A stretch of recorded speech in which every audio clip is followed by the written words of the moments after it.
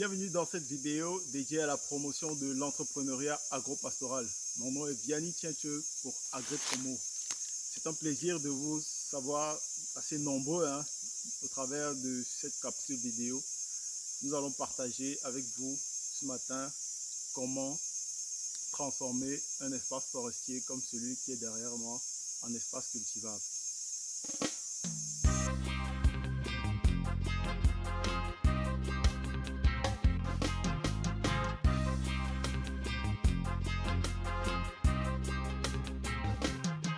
On veut de l'igname dans nos plats, des patates dans nos plats, on en a marre de manger les chinois. Yo, on veut des tarots dans les plats, macabou dans les plats, on en a marre de manger les chinois. Yo, monsieur le ministre, faites la réforme agraire.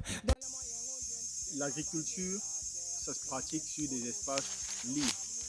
Et voilà, la forêt est un espace vraiment plein d'arbres, d'arbustes et de lianes. Eh bien, nous allons aborder en 3 étapes comment transformer cet espace en espace cultivable. La première étape, justement, consiste au sous-bois. Le sous-bois, c'est une opération qui se fait tout simplement, il s'agit du défrichage de la forêt. Comme derrière moi, nous avons une forêt qui a été défrichée.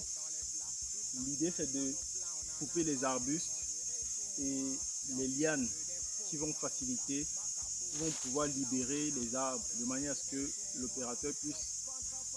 l'opérateur d'abattage justement vienne abattre des arbres en toute sécurité. Et donc l'abattage justement c'est la deuxième étape qui est constituée de on peut le procéder de 2 manières.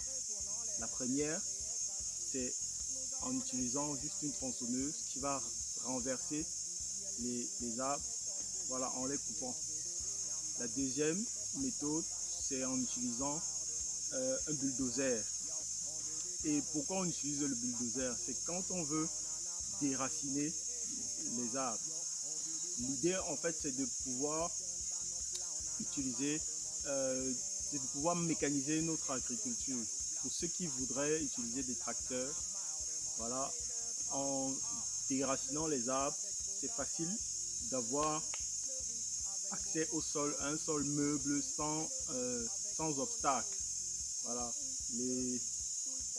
les tracteurs pourront facilement opérer sans toutefois avoir des problèmes de racines qui ont bloqué les machines. Voilà. Donc ça c'est la deuxième étape. Et bien évidemment pendant cette phase où on renverse les arbres, il y a un opérateur qui viendra tronçonner les arbres. Et la troisième étape, c'est la brûlée. C'est une pratique qui n'est pas très appréciée, qui n'est pas très recommandée, mais étant donné que nous n'avons pas encore les gros engins qui vont venir broyer les friches et les branches et les arbres pour pouvoir les enfouir dans le sol pour constituer en fait le bois raméal fragmenté qui va enrichir le sol. Donc, ce qu'on procède le plus souvent de manière, bien évidemment, par dépit, c'est la brûlée. Et la brûlée n'est pas recommandée aussi tout simplement parce qu'elle va détruire la microfaune. Et il faudra du temps pour qu'elle puisse se reconstituer et vraiment faire son rôle qui est d'enrichir le sol et faire vivre le sol en réalité. Donc voilà les 3 étapes en fait pour pouvoir rendre un espace cultivable, un espace forestier en espace cultivable dédié à la pratique agricole notamment. Donc en bonus, voilà, je ne vais pas sortir d'ici sans vous parler de cela. J'ai gardé pour la fin un bonus. Vous qui êtes dans un espace, vous qui avez pris un espace forestier et qui voudriez travailler, sachez que du bois, on peut en faire de la richesse. On peut l'utiliser pour du bois de chauffe, du bois de coffrage, du bois de menuiserie. Voilà, on peut utiliser du charbon et bien évidemment, on peut l'utiliser aussi pour la construction de bâtiments, pour l'habitation des hommes et aussi du bétail. Donc, voilà à peu près comment est-ce qu'on pourra rentabiliser notre exploitation. Voilà, voilà, notre exploitation forestière.